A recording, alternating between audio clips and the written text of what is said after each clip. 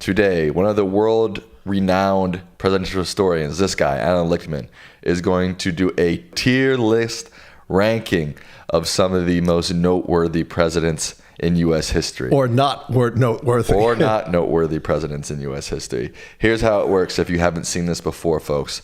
We've got S tier. That means superior tier. That means they are the best of the best. A tier means they're great. B tier means they're good. C tier means they're average. D tier means they're bad. And F tier means what, Dad? They're rotten. They're terrible. So we're going to go through each of these people on the list, and Alan's going to rank them on the tier list. Are you excited for that, Dad? Are you? I am, but keep in mind a couple of things. Okay, what? One, ratings are always subjective. Okay. There's nothing, permanent, objective about them, although to some extent it is. And we welcome all of your comments and questions. That is true. The first person on our list is the namesake of our nation's capital, Dad, George Washington. Where do you put him on this list? An easy one. S, superior. Really? If there ever was an indispensable figure in American history, it was George Washington. Okay. George Washington really made the presidency possible because the framers of the Constitution understood that Washington and Washington alone would be the first president, and he was elected unanimously in the Electoral College. And of course, reelected essentially unanimously for a second term. He held the nation together at a time when it was not at all clear that America could survive. He established critical precedents like the two-term tradition that wasn't broken until FDR in 1940. He established executive privilege, executive orders, deference to presidential appointees. The father of our country, I think, is right. Okay, and what if people would say, well, he owned slaves, how can you put him on S tier? We're just ranking them as presidential figures, not as what happened in their personal life, correct? Absolutely, and there's a lot to criticize. A lot of these early presidents, not just Washington, but Jefferson and Madison also held slaves. Right. Next up, we got Thomas Jefferson, another slave owner, but we're going to talk about him as a president. Only as a president. Because in his personal life, he seemed like a pretty sleazy guy, right? Right. We're not even evaluating him for writing the Declaration of Independence. Right. Only as a president, and I'd give him an A. He was a very important president. He established the precedent of the peaceful transfer of power when he won in 1800. And, of course, was the president who achieved the greatest bargain, maybe in world history, the Louisiana Purchase for almost nothing, which essentially doubled the size of the United States and made westward expansion quite possible. He is also revered, one of the few, by both liberals and conservatives. Conservatives like his emphasis on states' rights. Liberals like his emphasis on the ordinary individual, as opposed to his rival Alexander Hamilton, who favored the elite. There you go. These early guys are doing pretty well. I have a feeling this next guy is not going to do so well. Let's go. Andrew Jackson. Yeah, I have to give him a C. C. C. He wasn't terrible. He was, both good and bad. He was really good in terms of promoting Jacksonian democracy, fighting the elite in Washington, championing the little guy. Was terrible in terms of his Indian policy, responsible for the horrific Trail of Tears that sent the 5 civilized tribes westward into reservations and resulted in a lot of death and a lot of hardship. He was also very bad on the economy, basically plunging America into recession towards the end of his second term. When you say Johnsonian or Jacksonian democracy, what do you mean by that? I mean that he supported things like the expansion of the number of electoral as opposed to appointed offices in the United States. He promoted what was derogatorily called the spoils system, but was actually very democratic, replacing old officials with his own supporters and inspiring a substantial increase in American turnout. He was also, when he was ahead in 1824 in the Electoral College and the popular vote, but didn't get a majority. And John Quincy Adams was then appointed by the House, and Jackson thought it was a corrupt bargain with Henry Clay, Speaker of the House, who he made Secretary of State. But Jackson did not try to dispute the results and said he would get revenge in the next election, democratically, which he did by roundly defeating John Quincy Adams. All right, next up we got James K. Polk. Maybe not one of the most noted presidents, but what do you think, Dad? Where does he go on this tier list? I give him a B. B, okay.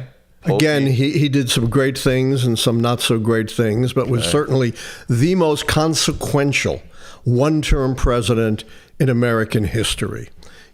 He provoked the Mexican War during his term, probably illegitimately.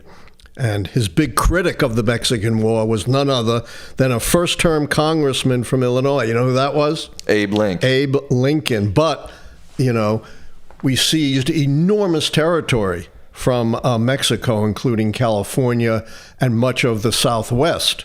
So you can criticize him for an illegitimate war, but you can say he enormously expanded the reach of the country. And without fighting a war, he also reached a settlement in the Northwest Territory with Great Britain, which gave us the states of Oregon and Washington. Next up, we have James Buchanan. I'll tell you what I know about him, Dad. Yeah. His name's James. You want to know what I know about him? Yeah. That's because... No, I'm asking you a question right now.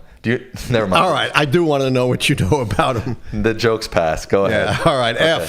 F? One of the worst presidents we've ever had. He was incompetent, unqualified for the presidency, and a unabashed supporter of slavery and the South, who contributed to the ultimate Southern secession and the Civil War. Nothing positive in the reign of James Buchanan. Nothing. Next up on our ranking list, we've got good old Abraham Lincoln. Where are you putting him on this tier list, Dad? Easily superior. S tier. Wow, straight to S tier. He led the nation through the greatest crisis America has ever faced successfully, right. The Civil War. Right. Although he was not initially an abolitionist, he came around to the view that America could not survive as a humane democratic nation without the elimination of slavery. And of course, he was responsible by executive order for the Emancipation Proclamation, which preceded the end of slavery with the 13th Amendment towards the end of Lincoln's life in 1865. He was also one of the most eloquent of all presidents, explaining why the war was so significant and why the end to slavery was so important. Next up, we've got Ulysses S. Grant. Yeah, a great general, but a pretty poor president. I'd give him a D. Wow. He presided over the worst scandals to date, to that point in American history, known as the Great Barbecue, in which officials of the Grant administration were using their positions for corrupt personal gain. It was a widespread scandal. Grant himself was probably not implicated, but he really didn't do anything significant to quell the scandals. The reason I wouldn't give him an F is he did do some positive things in the South to quell the violence against newly freed slaves and their supporters. Next up, we have Theodore Roosevelt. Yes, I would give TR an A. Oh, okay. A very important president. Yeah. Who was really the first president to establish progressive reform in America through things like antitrust regulation, railroad regulation, standing up for unions. He also established a precedent. Before him, presidents didn't do that much in terms of domestic policy. But TR, who was also a he was charismatic, a great rhetorician, an extraordinarily compelling figure. He established the idea that the president was the steward of the American people and should take action in support of that and not be a passive president when it came to issues at home. Next up, we have Woodrow Wilson. Yeah, I would give Woodrow Wilson an A, although... Really?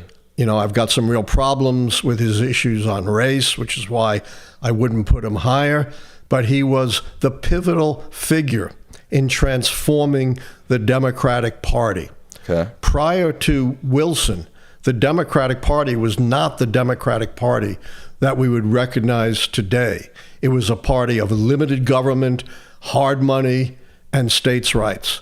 And Wilson changed that. He really became the first progressive Democratic president supporting an activist government with things like tariff reform, the Federal Reserve System, antitrust, workmen's compensation, and other critical reforms. He also presided over America's successful intervention in World War I, although that's, controversial, but certainly American intervention was essential in preventing a German and Austro-Hungarian victory. Yeah, I know I know in Princeton they were trying to take him off a lot of the building names because of his views Racism. on race. Yeah. Yes. But you're talking about just as a president, he's an A. That's right. All right, next up we have Hoover. D. I'm surprised you didn't give him an F, honestly. I feel like most people say he's one of the worst ever, right? The reason I didn't give him an F is he did try, perhaps more than any previous president, to deal with the Great Depression that emerged during his presidency. He did cause the Depression, but he wasn't up to the task. He really did not operate effectively to really establish relief, recovery, and reform. That would be left to his successor. Next up, we have FDR, Franklin Delano Roosevelt. Superior. An S tier. Okay. It's really my favorite president. Okay. Why is that?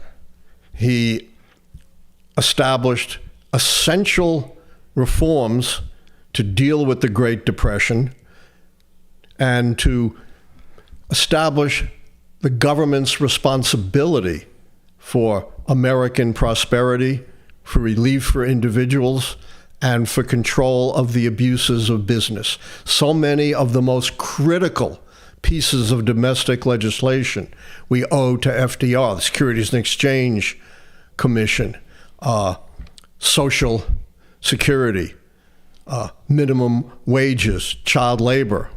All of this was at the initiative of FDR.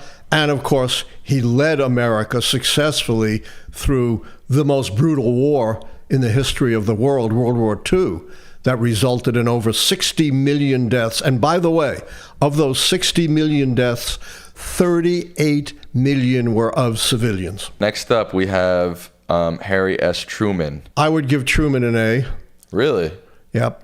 Okay. That's controversial. Yeah. A lot of folks would rank him much lower because they thought maybe he should have been more conciliatory in the Cold War, but he presided over the critical transformation of American foreign policy to deal with the communists and the threat of the Soviet Union, and had to overcome substantial opposition from a Republican Party led by Robert A. Taft that was still very heavily isolationist. And we can debate forever the wisdom of the bombing of Hiroshima and Nagasaki. Was that unnecessary? Would Japan have surrendered anyway? Or did it end the war and reduce American and Japanese casualties? Unknown.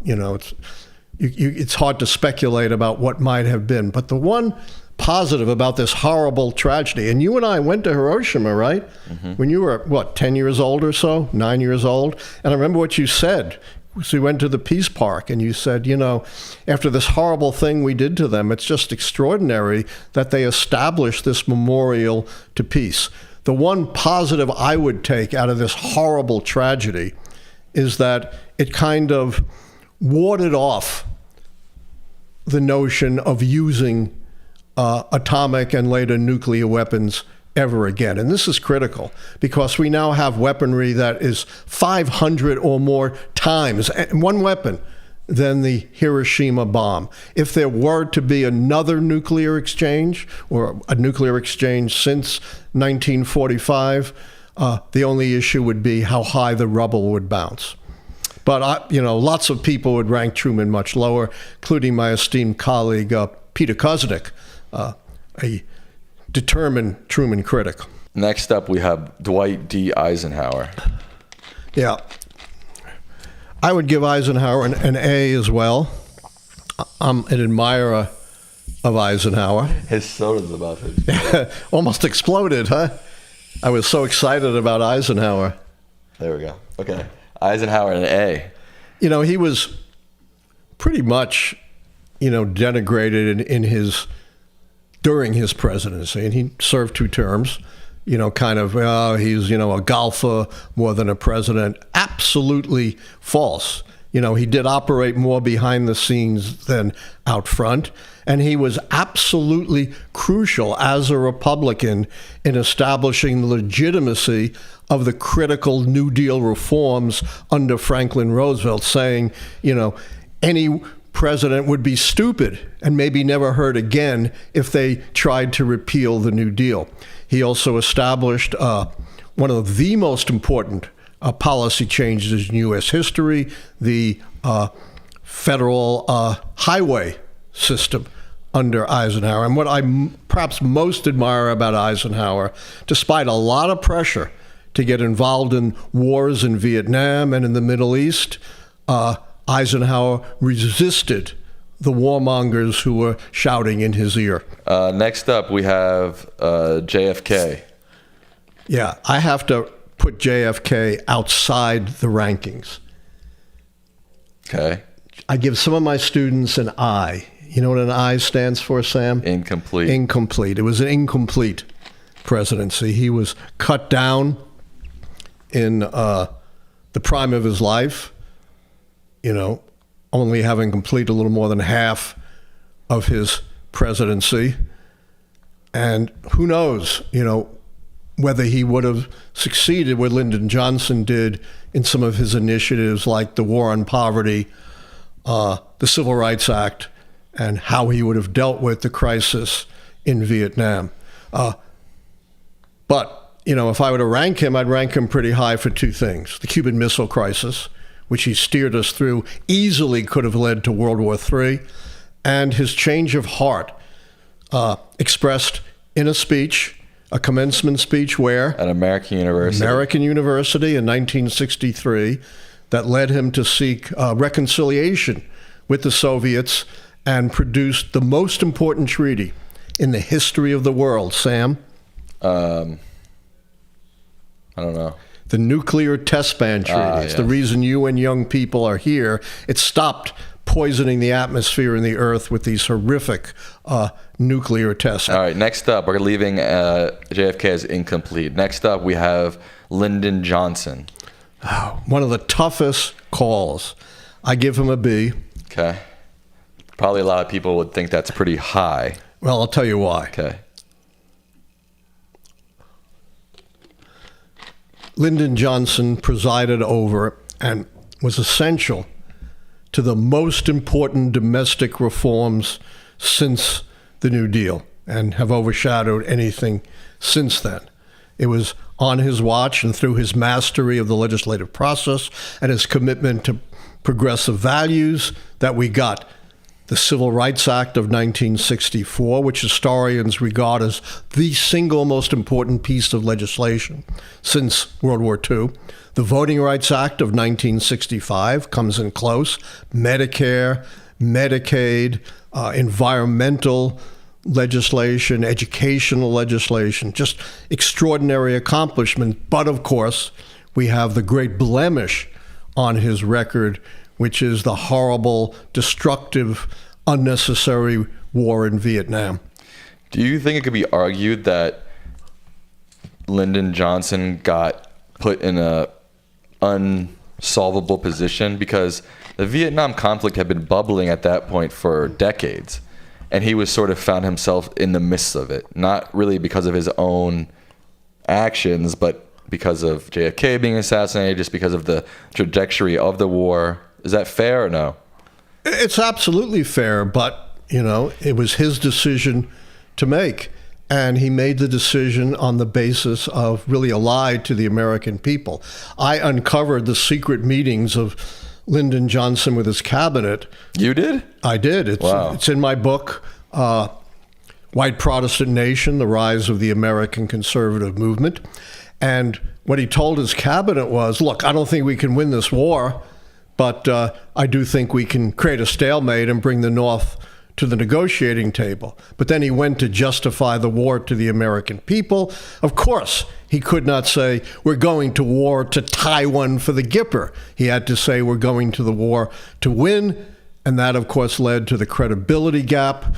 As Johnson kept saying, we see the light at the end of the tunnel when there wasn't any, and to the prolongation of the war. Next up, we have Mr. Double Peace Sign. Where's my finger? Double peace sign, Richard Nixon. Richard Nixon, yes. I give Richard Nixon a D. Oh, okay. I give him a B or an A, probably a B, on his policies. Policies are very good. He established the EPA, the Endangered Species Act. He opened up China. He achieved détente with the Soviets and important nuclear treaties. But he also was a twisted, paranoid, corrupt individual who initiated the worst scandal, worse than the Grant scandals or even the Harding scandals of the 1920s to date, the Watergate scandal, which almost toppled our democracy.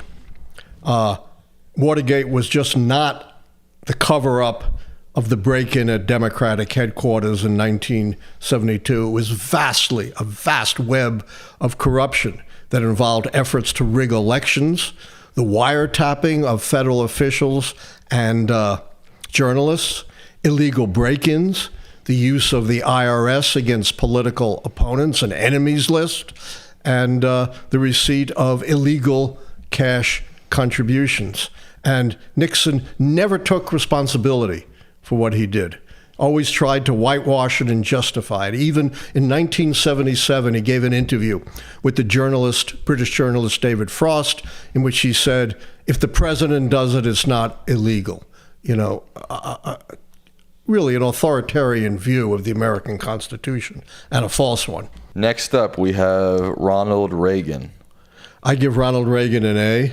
And I know that's very controversial. Yeah, I think he stinks. I know. And, he certainly does not share any of my values. But why do I give him an A? Right. Because he was so important in changing the whole conversation about American politics and establishing conservatism as an incredibly powerful force in the late 20th and 21st century. He really turned around American politics.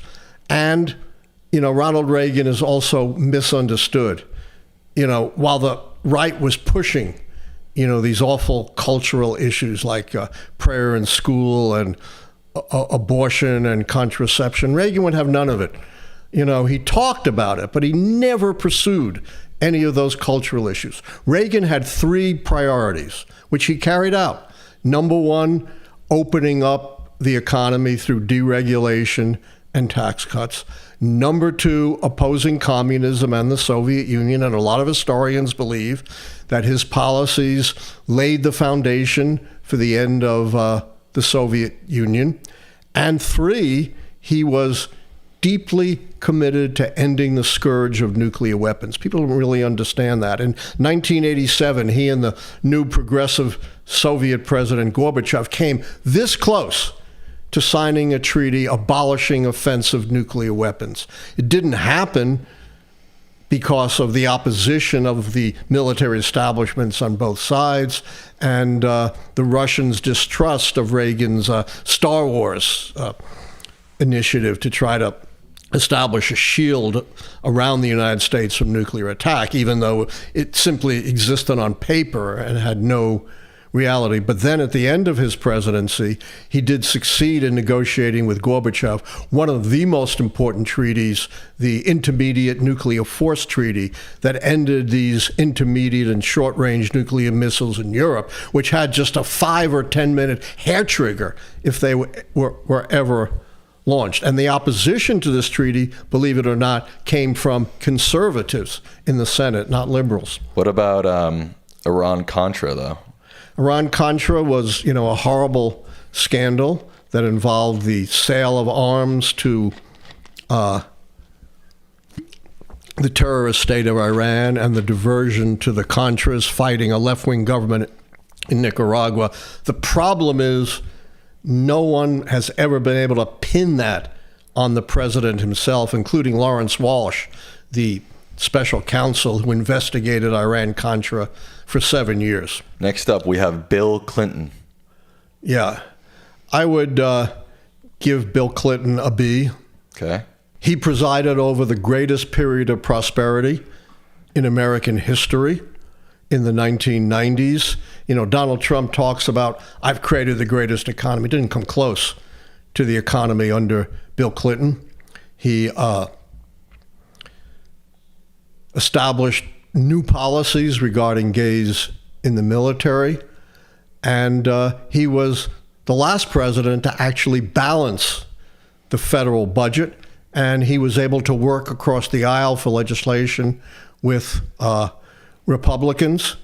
He intervened in the horrible conflict successfully in the Balkans, but of course had the negative of this horribly ill-conceived affair with the young intern Monica Lewinsky, which led him to be the second president to be impeached in U.S. history, but he was pretty easily acquitted by the Senate. It was a partisan impeachment on the grounds that he was a very good president, and as horrible as the affair and the cover-up, particularly the cover-up was, it involved personal transgressions, not his duties as president. We have George W. Bush. I'd give him a C.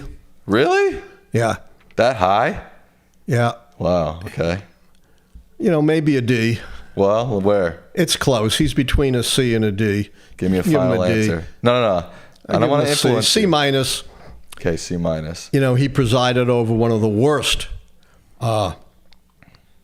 American wars, an ill-conceived war in Iraq that led to many American casualties and many more casualties in Iraq that destabilized the country and never achieved the objectives that he sought.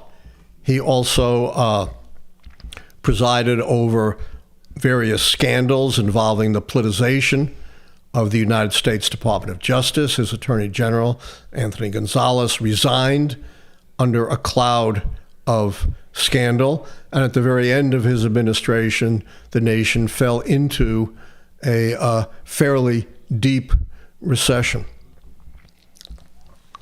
Those all sounded really bad. Why is he a C? Because, while those things were really bad, he also did some good things. Okay. He achieved a bipartisan tax cut. He achieved a bipartisan agreement on major educational reform. He presided over the most significant reform of Medicare prescription drug opportunities. So there were some things, that he did.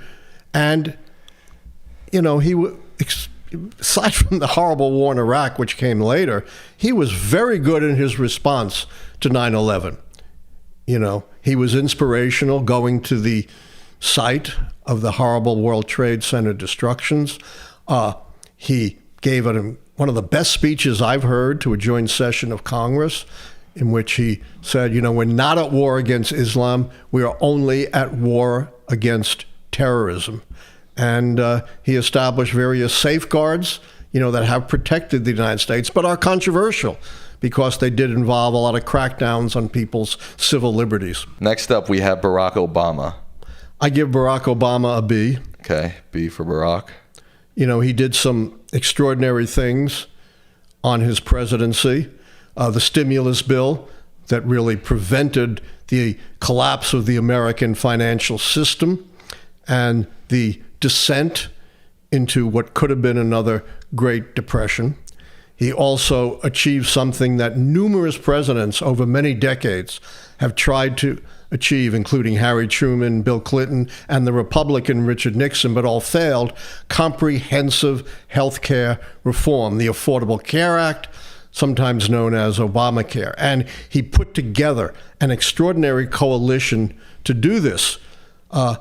This was the only major piece of social legislation in American history to pass without a single opposition vote in either house of Congress. So he had to hold together every single Democrat, including conservative Democrats. On the other hand, Obama was, unlike FDR, for example, a terrible failure when it came to building up the Democratic Party. His party suffered grievous losses in the midterm elections of 2010, not just in Congress, but also in the state legislatures, which enabled Republicans in places like Michigan, Wisconsin, North Carolina to gerrymander congressional and state legislative districts, and we're still living with those gerrymanders. It was followed up by yet another bad Democratic loss in 2014. And of course, he was, after his presidency was finished, we got the election of Donald Trump. Well, that was a perfect segue. Our last president to serve a full term, President Donald Trump. Where do you rank him down? F. Well, you didn't even finish my sentence and you said F. F. Clear F. Clear F? Okay. Explain. He was really the only American president to present a clear and present danger to the survival of our democracy. He did everything in his power while president to try to steal the 2020 presidential election that was legitimately won by Joe Biden, not just according to Democrats, but according to his own officials, his loyal Attorney General Bill Barr, his head of the cyber security group, Republican officials all over the country attested to the legitimacy of the election. He wouldn't accept it. He pressured state legislatures to establish slates of Trump electors illegitimately. He presided over the falsification of electors in the states, and he pressured Mike Pence to unconstitutionally, unilaterally declare Trump the victor. And as we just saw from a judge decision in Colorado, he incited the insurrection on January 6th. We came perilously close to losing our democracy. He was the only president not to accept, and still hasn't, even as an ex-president, the peaceful transfer of power that goes back to Thomas Jefferson in 1800. He was also quite legitimately impeached, first for intervening in Ukraine to try to persuade the new president of Ukraine, a foreign nation, to investigate his political opponent, Joe Biden, and to adopt the Russian propaganda line that it really was Ukraine, not Russia, that intervened in the 2016 election. He was also found by Robert Mueller to have engaged in 9 acts of obstruction of justice. And of course, he was impeached again for inciting the January 6th insurrection and undermining our democracy. And there were a number of Republicans who voted to impeach, and unprecedented 7 Republicans actually voted to convict him. And even those who acquitted him, as Mitch McConnell said, we're not absolving him of what he did, but we're taking the easy way out by saying because he's out of office, he can't be impeached. What would you say to somebody who would say, well, talk to his Talk about his politics. Yes. Talk about his policies. Talk about the fact that, the economy was good under him. There was no wars. There was relative peace between America and other countries during his term. What would you say to that? Yeah. The economy was good for a while until we got the pandemic of 2020. In fact, if you read anything I've said about the election, he was looking good, but then he horribly blew the response to the pandemic. He lied about it, saying it would disappear magically, that it was no worse than the flu, even though he contradicted these claims in private interviews with my buddy Bob Woodward. He promoted quack remedies, including swallowing bleach and taking drugs that, had no effect on the pandemic. Even his own head of his pandemic task force, Dr. Deborah Birx, much too late, said his inadequate response to the pandemic probably cost hundreds of thousands of American lives and plunged us into one of the worst recessions in American history, for which he was responsible. How would you respond to someone saying the whole world plunged into recession and the whole world was impacted by COVID, not just America? But America, which is the world's richest nation, the world's leading scientific nation, should have been a leader, not a laggard, in responding to the COVID-19 epidemic. Instead, we were one of the worst nations. We should have been the best, and that is absolutely laid on the feet of Donald Trump. No one else. What about his policies? Well, this is part of his policies. His policies were a big failure. He promised a big infrastructure bill. We never got it, even though during his first 2 years, Republicans controlled both houses of Congress. He promised a major comprehensive medical care reform to replace Obamacare. We never got it. The only major piece of legislation that he got through Congress was a big tax cut that made things worse, not better, in America by increasing the tremendous income inequality that we have in this country that's comparable to what it was on the eve of the Great Depression of 1929. So I don't see his policies as being anything but negative. And of course, he did horrible things on the environment, promoting drilling and mining and the burning of fossil fuels, using his executive orders to cancel out environmental controls, and he did the same thing on immigration. Among other things that he did was the wrenching apart of families and the housing of children in these awful detention centers. And then he tried to blame it on Obama, which of course investigation shows absolutely false. All right. And the other thing he did, of course, was inflame religious, racial, and gender tensions. John Adams. John Adams was one of the most brilliant political thinkers among the American framers. He was the first president after the 2 terms of George Washington, but it was not an especially successful term, although it was mixed. He got embroiled in international conflicts, particularly with France, that he could not resolve. He did not have truly major, path-breaking, significant legislative accomplishments that advanced the interests of ordinary Americans.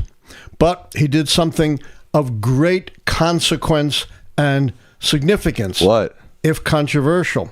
What? He was the last Federalist president, but he put Federalists on the courts. Never underestimate that sometimes the most lasting legacy of a president is their lifetime court appointments. And particularly significant was the appointment of certainly one of the 2 or 3 most significant Chief Justices in American history. You know who I'm talking about, Sam? No. John Marshall. John Adams served one term. John Marshall, that's the name of one of my friends. Yeah. Probably not the same guy, but maybe a descendant. Maybe. John Marshall served for over 30 years as a dominant Chief Justice and put the principles of federalism on the Constitution.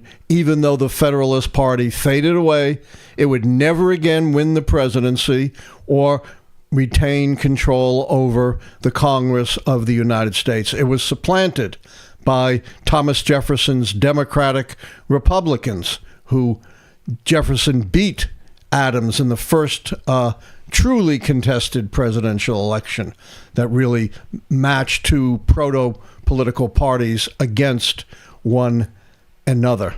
And Jefferson and Adams became bitter enemies, but about a decade later reconciled and became great pen pals and died almost simultaneously some years later. So I would give him probably a B-. There's no such thing as B- on this. All right, a C. John Adams. Gentleman C. The next president we have on our tier list is James Madison. James Madison was the founder, really the framer, most important framer of the Constitution of the United States, and the author of the Bill of Rights. Served in the Congress quite admirably. If it had stopped there, he would go down in history as one of the greatest of Americans. But although he served 2 terms as president, they were very rocky terms. He fought one of the most disastrous wars in American history. You know what war we're talking about? War of 1812. War of 1812, when the British burned the Capitol and John Adams had to flee. His bacon was kind of pulled out of the fire. Bacon? Yes, by General Andrew Jackson, who even after the war was really over, fought one of the great successful battles in the history of the country. You know what that was, Sam? No. The Battle of New Orleans. I didn't know that. Yeah, celebrated in song and story. You don't know the song? We marched down to New Orleans with General Jackson, fit the Battle of New Orleans. No, I didn't know that. Yeah. So, you know, if I would just judge him on the presidency, it would be a C. But looking at his whole career, I give him a B. Okay. James Madison gets a B. These are generous B. Generous B for James Madison. Our next president up on our presidential tier list is James Monroe. 2 Jameses in a row, huh? Yeah. James Monroe was kind of the last of the great Virginia dynasty presidents succeeding James Madison. And he was responsible for probably the greatest foreign policy coup in the history of the country. You know what that was, Sam? It has his name on it. Monroe Doctrine. Yes! Wow. The Monroe Doctrine, largely crafted by his brilliant Secretary of State and later President John Quincy Adams, but it was the Monroe Doctrine, which proved over the years to be an extraordinary successful element of American foreign policy. In fact, it was the greatest bluff in American history, one of the greatest bluffs in history. Basically, he declared in the Monroe Doctrine the Western Hemisphere off limits to the European powers. Didn't have the strength militarily to enforce it, but somehow the bluff worked, and to this day remains a cornerstone of American foreign policy. On that, I give him a B. Wow, 2 B's in a row, 2 Jameses in a row, and 2 B's in a row. Who would have thunk it? Next up is John Quincy Adams. John Quincy Adams was, of course, part of the Adams dynasty, the son of President John Adams. And he won the presidential election of 1824 under great controversy. Under the Constitution, to win the presidency, you have to not only be ahead in the electoral vote, but what do you need in the electoral vote, Sam? Electors. A majority. Right. And his opponent, his bitter opponent, Andrew Jackson, was actually ahead in the Electoral College vote and ahead in the popular vote, but neither one of them had a majority of the Electoral College. Even though Jackson won a plurality, he was a bit short of a majority. So you know what happens when no one wins a majority? No. It goes to the U.S. House. Yikes, that would be a nightmare right now. No kidding. With every state just having one vote, no matter how large or small the state. That's right. So New York and Rhode Island each have one vote. That's nuts. And, of course, the Jackson people argued he should be selected by the House because he was the clear front runner, even though he didn't win a majority. Didn't work out that way. Wow. Jackson's bitter enemy, Henry Clay, the Speaker of the House, engineered it so that John Quincy Adams would be elected president. Wow. Then appointed Henry Clay Secretary of State, which was at those days considered a jumping stone to the presidency. Jackson's supporters cried, "Corrupt bargain," but they did not impede the peaceful transfer of power.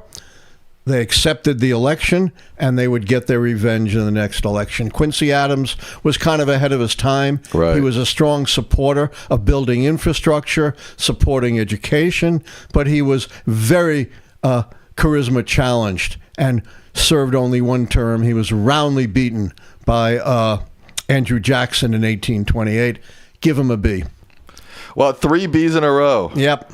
Kind of, mediocrity here. Okay, a lot of mediocrity here. Yeah, no greatness. Our next president is Martin Van Buren. That always sounds to me like some sort of oil tycoon or something. Martin Van Buren. One of the worst presidents. Really? Yes. Martin Van Buren served. He had really no electoral experience before this. He was a diplomat. And had a disastrous term. He was elected in 1856. So he was the president, right, in the midst of the horrible conflict over slavery. And he was pro-slavery. He supported, and some say even engineered, the most notorious Supreme Court decision, arguably, maybe until the overturning of Roe versus Wade, but I would say even worse. Do you know what that decision was? No. The Dred Scott decision, the name of a slave, in which the Supreme Court said slaves had no rights. Right. They were property. Yikes.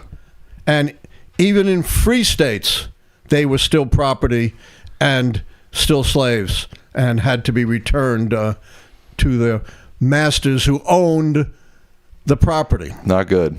Not good. Really sparked the abolitionist movement and led the nation towards civil war, which Martin Van Buren did nothing to stop. This guy sounds like he's terrible. Terrible. Put him in an F. F? Wow. F tier for Martin Van Buren. That's lowly. But apparently he deserves it, huh? Oh, he merits it. Nothing positive, really, about Martin Van Buren. Nothing positive about Van Buren. He served in one of the most pivotal moments of American history and didn't live up to the times. Our next president up is William Henry Harrison. Can we give it an I? Incomplete. Sure, you can just William not Henry rank Harrison delivered the longest, most boring, most droning inaugural address, almost 2 hours in the rain.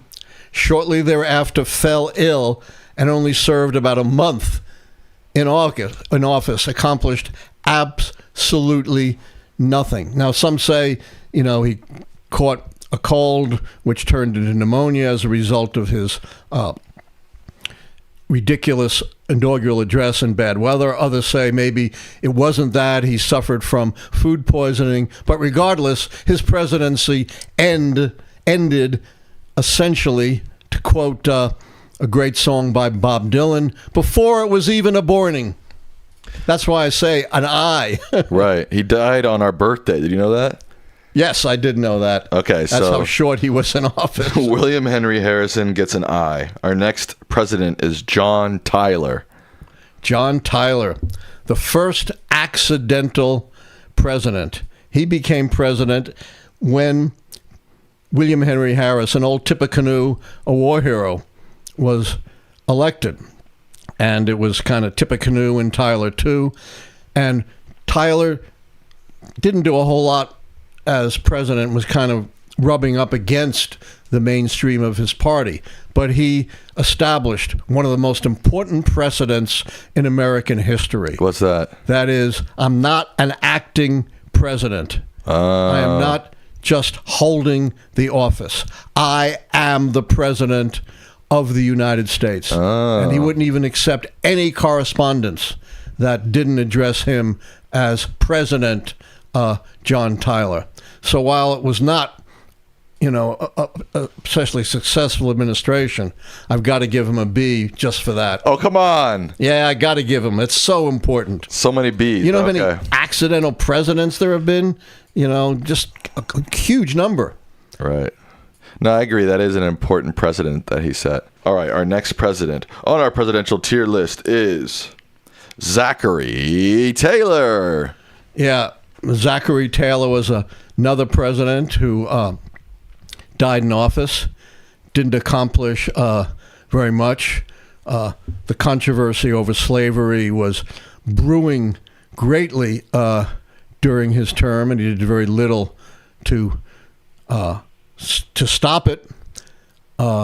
So I would rank him a C. What's interesting, I didn't know, it seems that all these guys took office and left office on March 4th. Was that the old inauguration? March 4th was the old inauguration date until the lame duck amendment made it January 20th. The first president, the first president to be inaugurated on January 20th? One of the most famous presidents in history. Abraham Lincoln. No, much later than that. Oh. 20th century. Come on, think famous early 20th century. FDR. FDR, 1936. Nice. Our next president to be ranked is Millard Fillmore. Millard Fillmore, another accidental president. Wow. Also in the crucible of slavery. Did very little to deal with slavery. In fact, under his term, we got a new compromise, the Compromise of 1850, which repealed what had been the earlier compromise, Henry Clay's Great Compromise of 1820, that established the Mason-Dixon line. So there's a C for him. Okay. C for Millard Fillmore. Okay. Next to bat for the U.S. presidents is Franklin Pierce. No. Oh, you don't like this guy? No, what an abysmal president. A one-termer. This guy looks closest to like a theater actor to me of all these guys so far. He was a miserable president who inflamed the controversy of slavery. He was president elected in 1852, when the failure of the Compromise of 1850 was heating up the struggle over slavery. And he backed something called popular sovereignty, the Kansas-Nebraska Act. Instead of trying to uphold the great Henry Clay Compromise of 1820, he instead caused tremendous chaos and strife by adopting the idea of popular sovereignty, that is, in the huge Midwestern Kansas territory. They would decide for themselves whether the territories would be free or slave. Can you imagine how that went, Sam? Not well. Not well. Led to horrible chaos, bloodshed, fighting, what was known as Bleeding Kansas, another milestone towards the tragedy of the Civil War, a D. Our next president on the list is Andrew Johnson.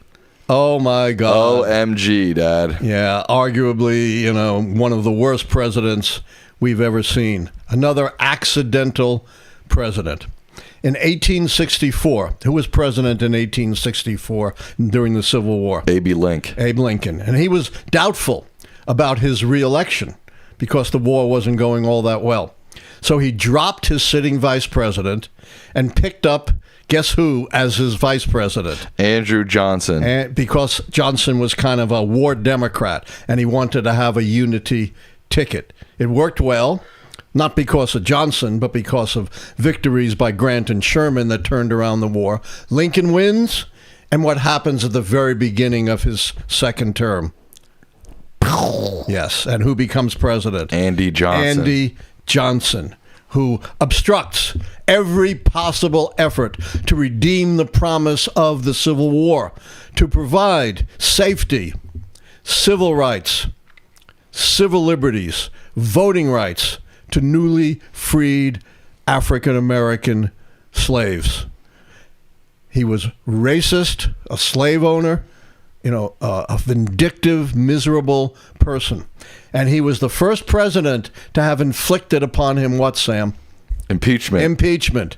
And he skated through by one vote in the United States Senate. Probably fixed, because I don't think they wanted to establish the president of convicting him on a pretty slim pretense. I mean, the real objection was his policies, which were just abysmal. He was, of course, never reelected as president, and F. Wow. A big fat F for Andy Johnson, Dad. Andy J, I like to call him. Next, we have Rutherford B. Hayes. Another one-termer, a very controversial president. He was elected in one of the most disputed elections in American history, the election of 1876 in the waning days of Reconstruction. And once again, it was not clear who was elected president. Election results from 3 states, including Florida. It's always Florida. They always seem to be at the core of this. I know. And there were conflicting returns because of conflicting governments at the end of Reconstruction. And no one knows who actually won. And there was nothing in the Constitution or in the law of how to settle this. Later, new laws were passed as a result of this. So the Congress formed a special commission, extra-constitutional, to decide who would get the electoral votes of, I think, in Louisiana, South Carolina, and Florida, 3 states, in the latter days of Reconstruction. Well, the commission was supposed to be 7 Republicans and 7 Democrats and 1 independent from the Supreme Court.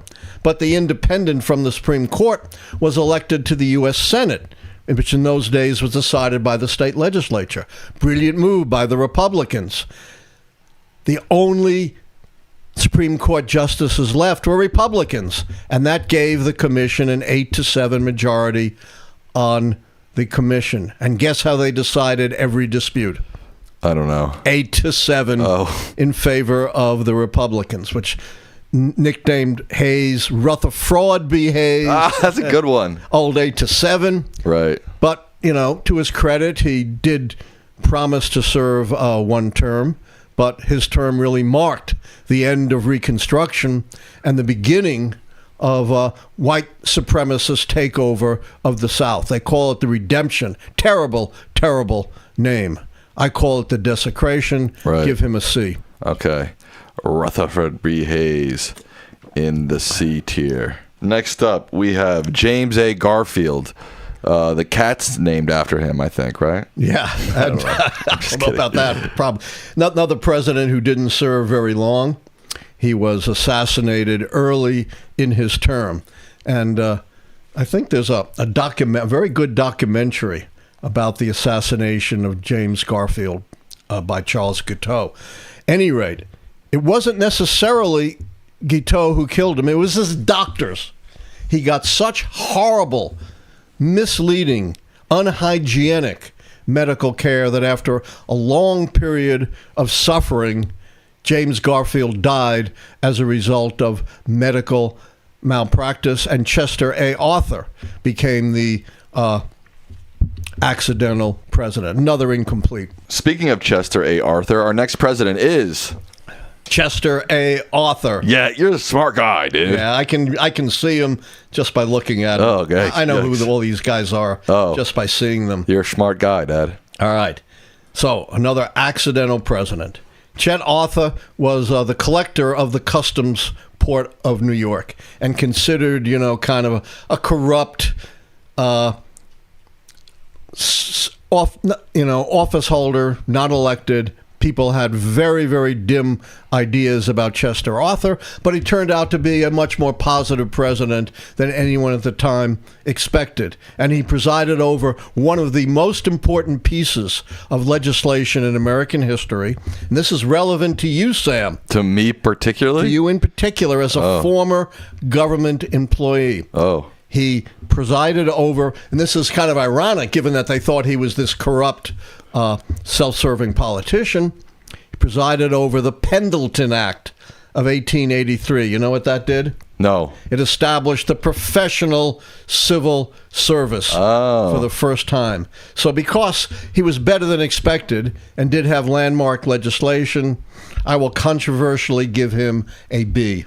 Wow.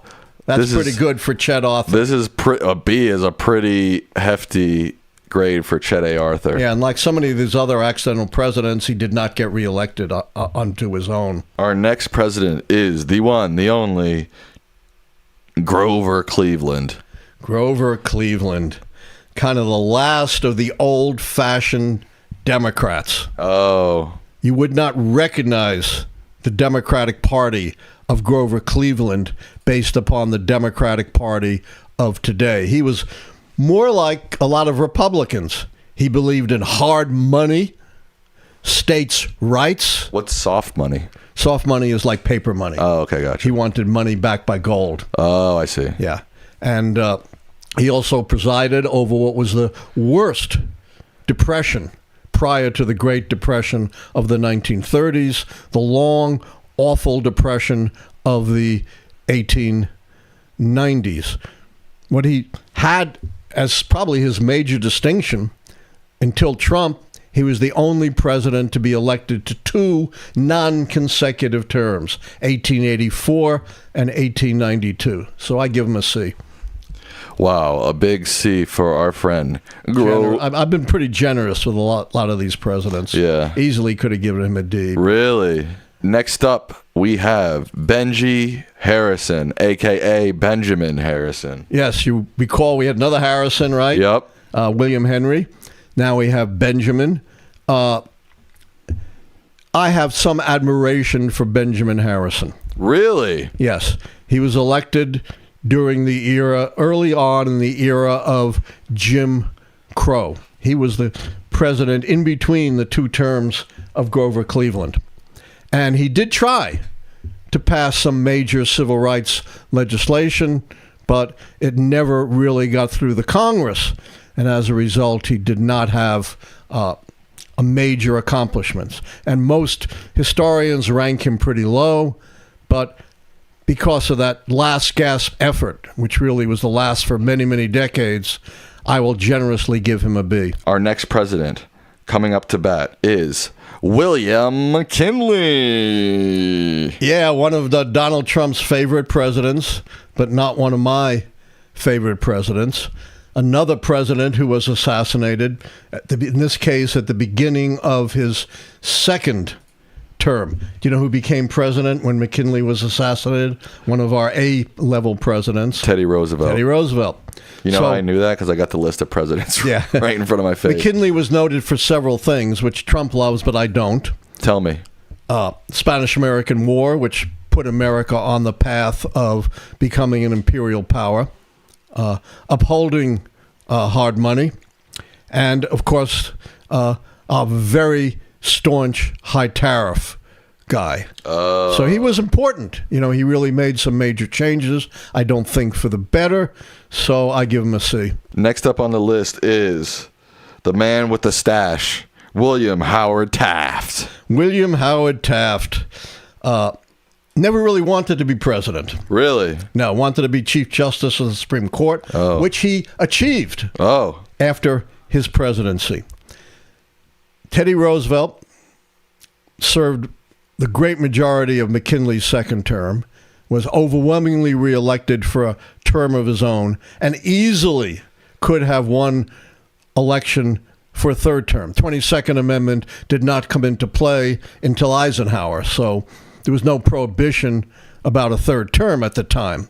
And he could have broken the Washington tradition, but he decided not to, and he picked his Secretary of War, William Howard Taft as his hand-picked successor, who he thought would follow through on the policies of Theodore Roosevelt. But Theodore Roosevelt was bitterly disappointed. He thought Taft was ineffective, too conservative, and he challenged Taft for the Republican nomination for Taft's second term in 2012.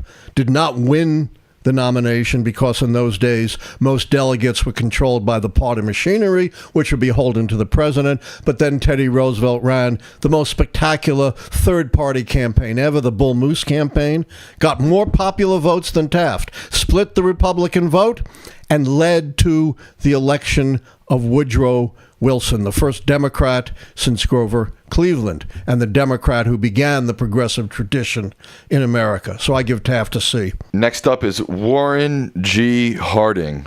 Oh, my God. You don't like this guy? No. Oh. A guy who was supremely unqualified for the presidency. He was a mediocre senator from Ohio, mostly known for his womanizing and his gambling. He was such a womanizer that during the campaign of 1920, when he was elected, the Republican National Committee paid his mistress. He was, of course, married. He said he had a terrible, he admitted his marriage was terrible, and he had lots of affairs. They sent his mistress around the world to keep her quiet. And he was also notoriously known for having an affair with Nan Britton while in the White House and fathering her child. Yikes. Which, of course, he denied, and all of his supporters denied that, vilified Britton as a liar and as a loose woman. He did some good things, like the Bureau of the Budget, some disarmament, made some very good appointments, like Herbert Hoover as Secretary of Commerce, which was very important in those days, Charles Evan Hughes as Secretary of State, but also presided over one of the worst scandals in American history, the Teapot Dome scandal. Does that ring a bell, Sam? Sounds familiar. Yeah. It was named Teapot Dome because that was one of the federal oil reserves that was given to private interests when they bribed Albert Fall, the Secretary of the Interior, who became the first cabinet member to be sentenced to prison. And there were a whole bunch of other corrupt officials at the high levels of the Harding administration, including the Attorney General and other top officials. But Harding escaped all this because in the middle of the scandal, you know what happened to him?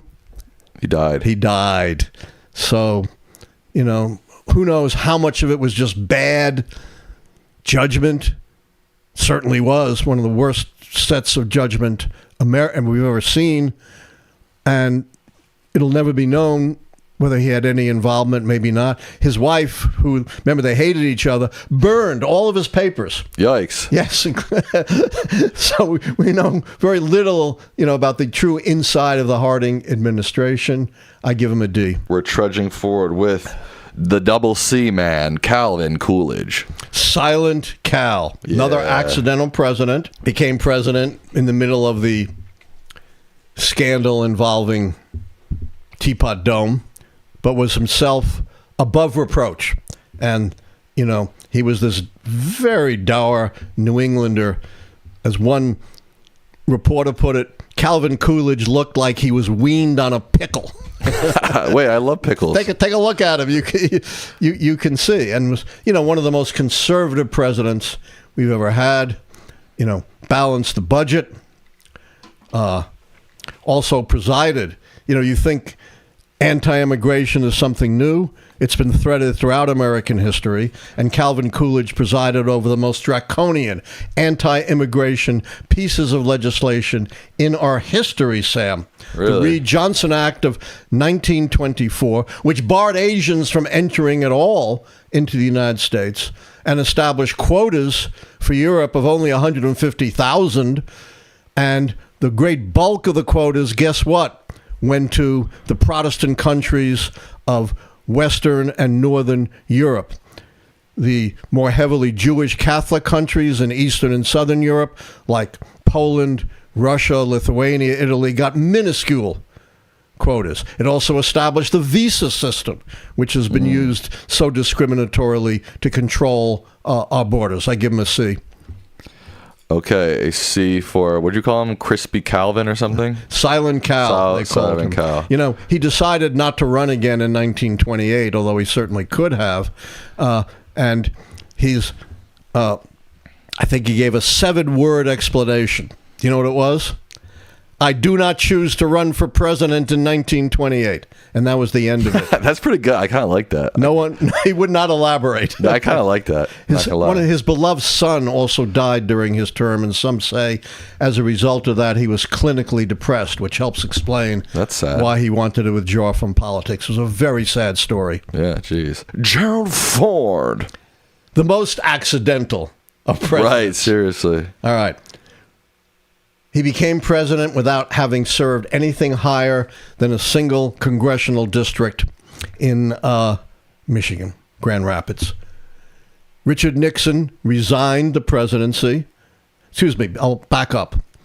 Spiro Agnew, Richard Nixon's corrupt president, was found by the Justice Department to have been taking bribes while governor of, unfortunately, my state of Maryland, and he was taking them apparently in the old-fashioned way, Sam, shopping bags full of $100 bills. They had him cold, but they cut a deal.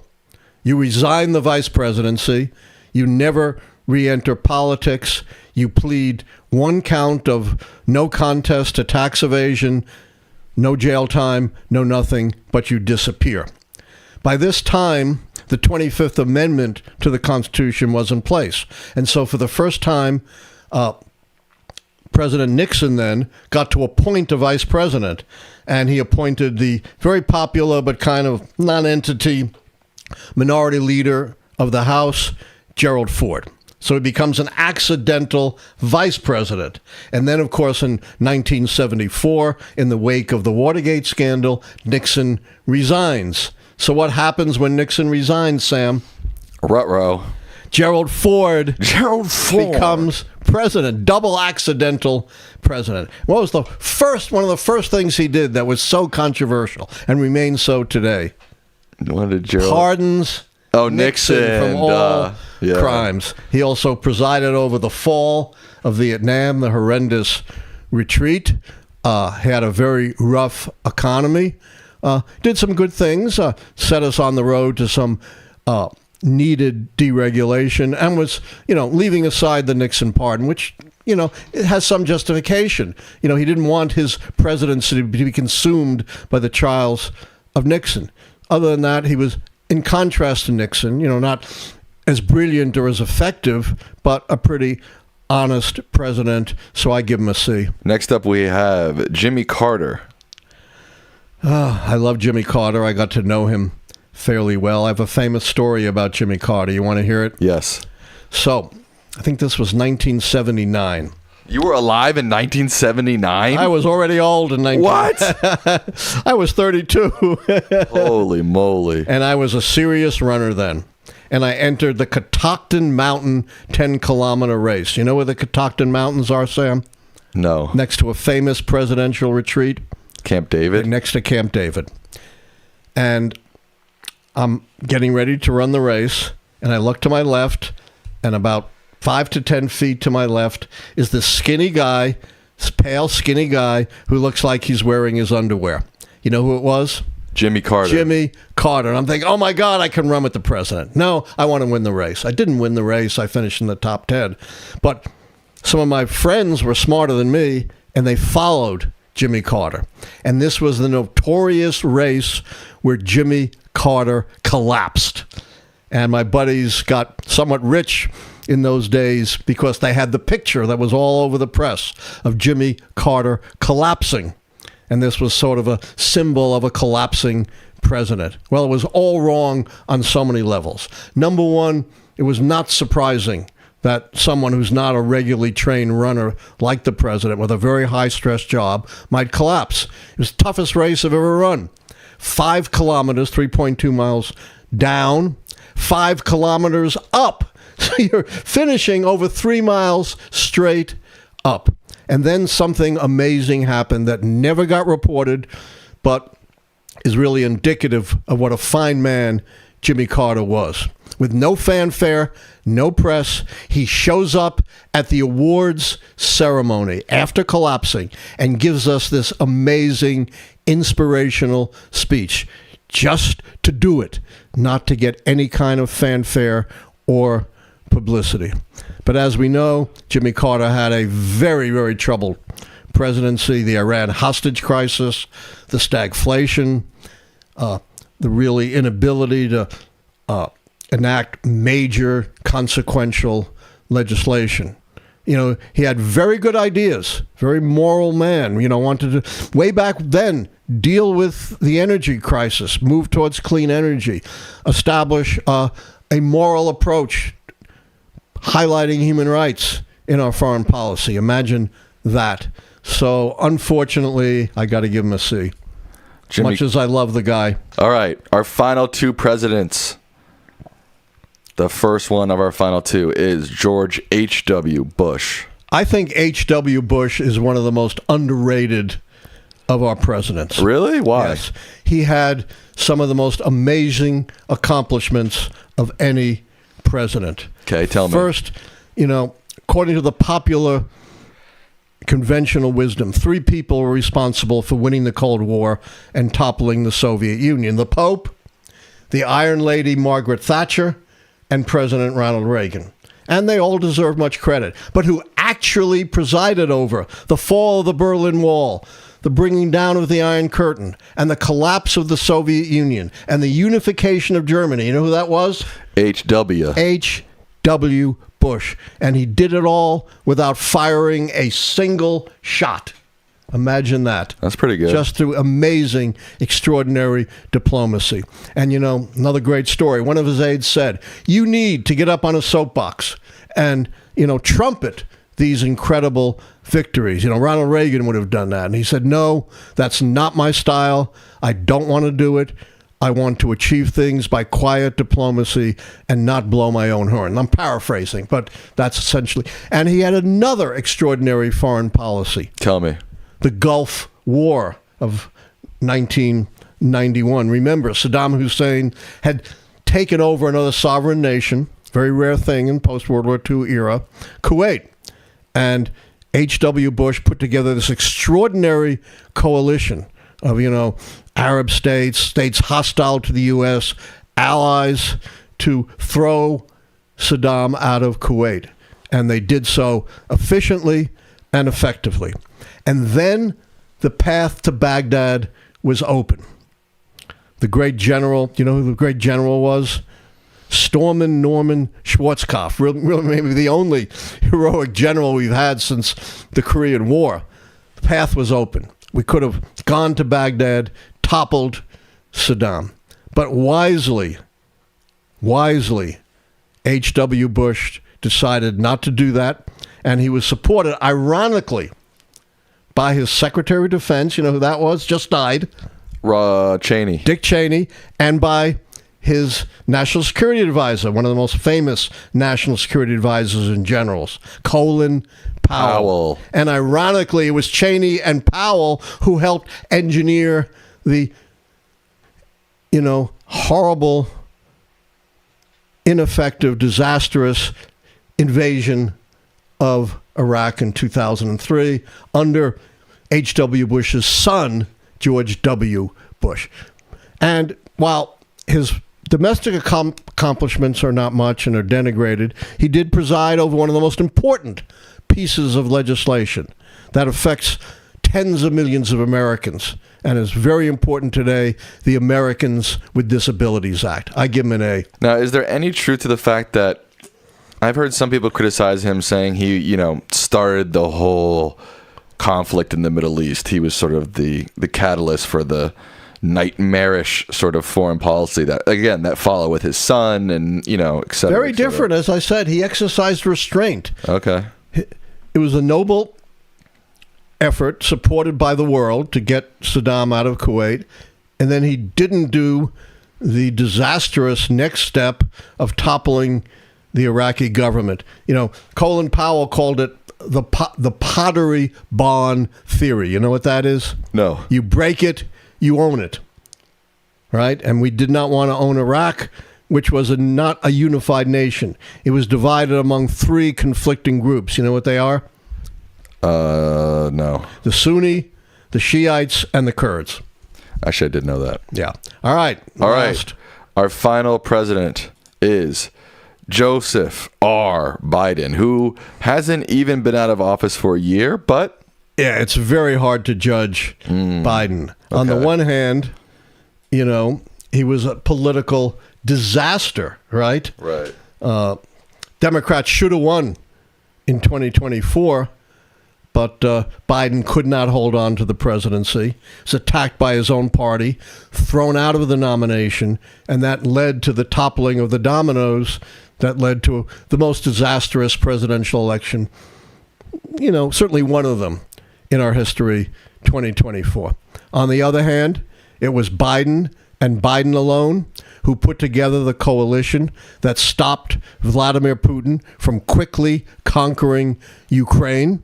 He would have done it if Biden hadn't acted and threatened our NATO allies and ultimately the United States. Putin is not our friend. He's a bloody, murderous dictator who wants to destroy democracy everywhere. Joe Biden, and he never could sell it. It was part of his downfall, along with, you know, his alleged cognitive decline. He presided over the greatest set of domestic policy accomplishments since Lyndon Johnson. The CHIPS Act, the Stimulus Act, the Infrastructure Act, the Inflation and Climate Change Act, the Pitt-Burns Act, just to name some of them. On his accomplishments alone, I would give him an A. But given, you know, the disastrous effects politically of his term, I've got to give him a B. Okay, B for Biden. That's not surprising. I thought you were going to give him a B, to be honest.